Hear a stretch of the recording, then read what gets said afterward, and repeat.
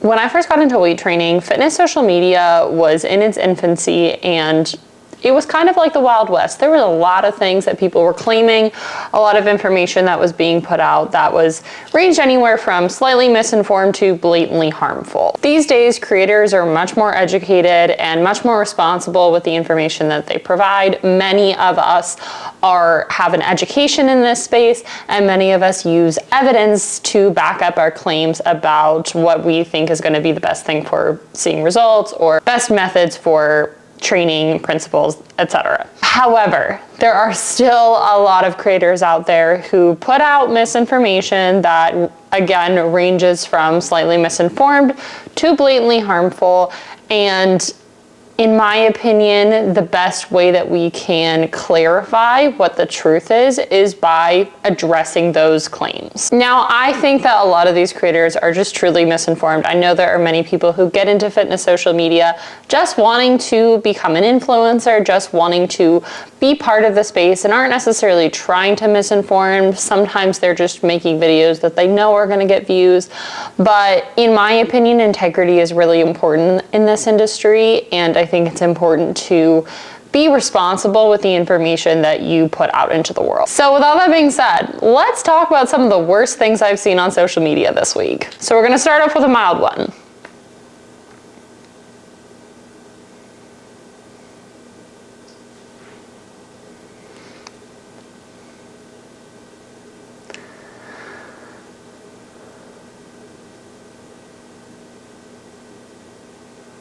Okay, so let's talk about glute anatomy. The idea of separating the portions of the glutes is not crazy by any means. There are ways to target different divisions of the glutes. The glute max, the glute med, and the glute minimus are all technically different muscles. However, when we are talking about the glute medius and the glute minimus, they are synergistic muscles, meaning they work simultaneously to perform the same functions. In fact, the glute minimus actually lies inferiorly, it lies deep to the glute medius, meaning that they literally are in the same spot, just one is a little bit more superficial. They also originate and insert in essentially the same spot. They're both responsible for abduction of the leg. There's also some other functions that they engage in. Portions of them internally rotate the femur, but at the end of the day, they perform the exact same function. So this idea that performing a type of abduction is going to isolate the minimus from the medius, or that having a more 45-degree angle for your kickback is going to isolate the medius from the minimus, is misleading. Now, she's not wrong in that those exercises do target those areas, but where I think it can be confusing to people who don't understand anatomy is this insinuation that if you kick completely laterally, but you're only going to be targeting the minimus, and if you kick more at that 45-degree angle, you're only going to be targeting the medius. They are both targeted. So they're both great exercises. They're both great for targeting both muscles, but they target both muscles, not one or the other. Oh, this was a fun one. Stop doing Bulgarian squats. It's needlessly dangerous. Your back foot's too high and you don't have a position to hit your knee off of. Do single leg squats instead. Our single leg roller is designed for the average tibia length. It's safer, more comfortable, and you can overload it really heavy. We have our sweet garage strength pad available at garagestrength.com that helps you focus on that greater range of motion. So I have a lot to say about this. Number one, he's doing the same exercise in both variations. He's just using a different piece of equipment. Number two, the insinuation that one variation of an exercise is going to be inherently unsafe is absolutely preposterous. Again, he's doing the exact same exercise in both. Then he goes on to talk about how you get a greater range of motion when you are using this special piece of equipment with this special pad. But in the video, you literally see him hit his knee on the ground. And he says in the video, you hit your knee off of something. We don't want that. He's actually comparing a rear foot elevated split squat to a rear foot elevated split squat. So he uses different language to try to make you think that they're different things, but they're definitely the exact same exercise. And again, having that pad there and having something you're hitting your knee on, one is going to be potentially a more dangerous variation, but I'm not here to fearmonger, unlike this guy. And you're gonna get less range of motion, because if you actually have enough space for your knee to come all the way down to the ground, or not touch the ground, you're gonna get a greater range of motion, you're gonna get better stretch on the muscle. So, in my opinion, I understand that he's trying to market his product, and I totally get that, but at the same time, there were so many ways that you could have marketed this product without fear mongering. Maybe this was a joke. Maybe the whole point was, obviously they're the same exercise. The problem is that if you're a baby beginner, you're not gonna know the difference. You're gonna take someone who speaks with authority at their word and assume that doing a Bulgarian split squat is going to be inherently more dangerous than doing a single leg squat, as he calls it. So that's my problem. If he had like gone on to express that it was a joke at the end of the video, okay, whatever, that's fine. I still think it's a little dumb, but yeah, at the end of the day, I understand trying to market a product, but don't fear monger in order to do that. You could have made so many funny videos. You could have done so many different things with this other than don't do this exercise because you're going to hurt yourself for literally no reason. And we all know that rear foot elevated split squats are a fantastic exercise. Do not skip them because some guy on the internet is trying to sell a product. Okay, this one kills me. This one is, let's just watch it.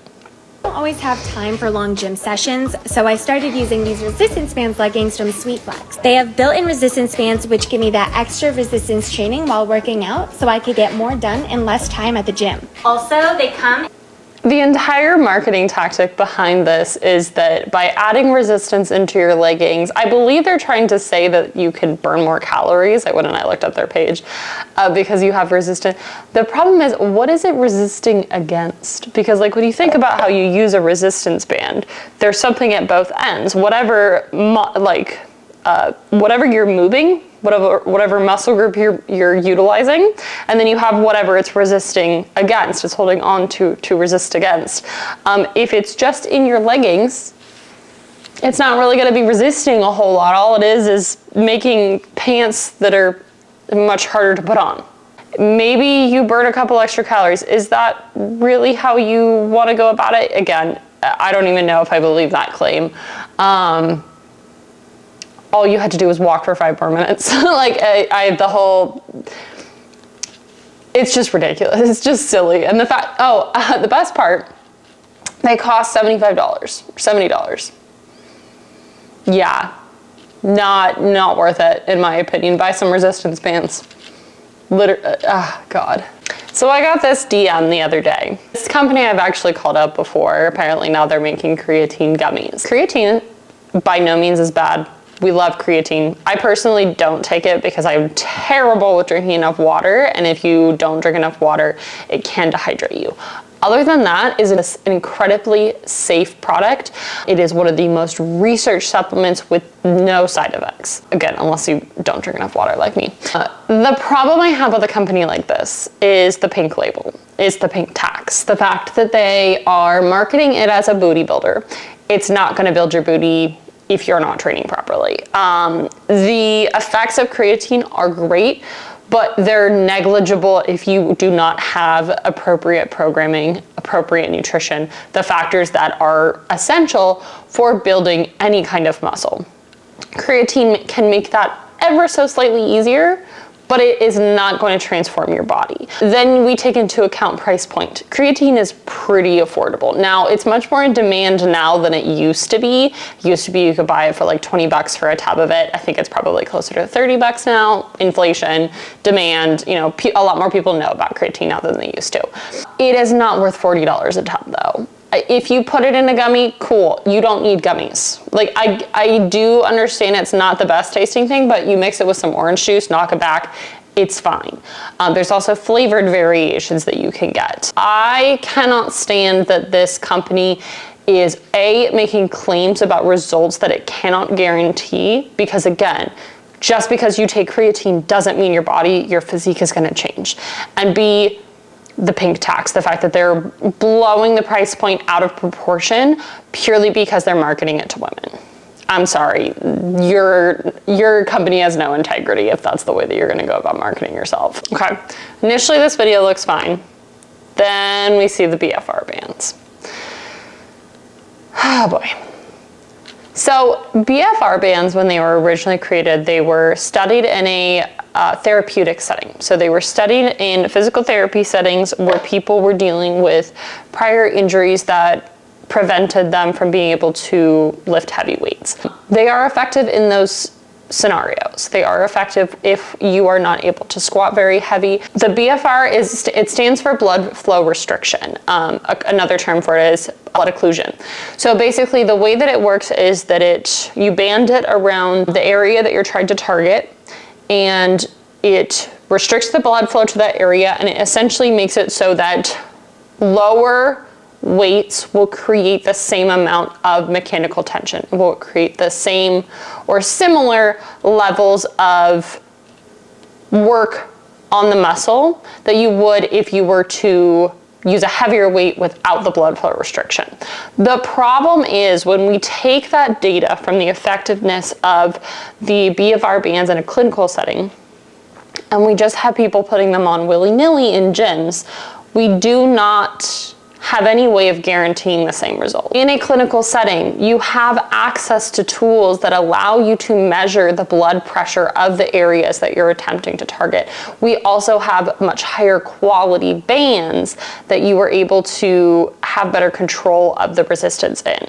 So buying these random bands on Amazon, slapping them on your thighs and saying, this is how I grew my legs, while there is increasing evidence that they may induce more hypertrophy in the proximal regions, whereas before we had thought that it only applied to the distal region. So what I mean by that is if you were to band just under your thigh like this girl is doing, the thinking was that it only had an effect on the muscles below that band. So the quads, the calves, hamstrings, anything below that band. There is some very minimal evidence, a couple studies that have shown that there may be an effect on the proximal region, so that would be the glutes in this particular case. I believe the studies that we saw were related to the bands around the arm, and so the shoulders did see some hypertrophy as a more proximal muscle group.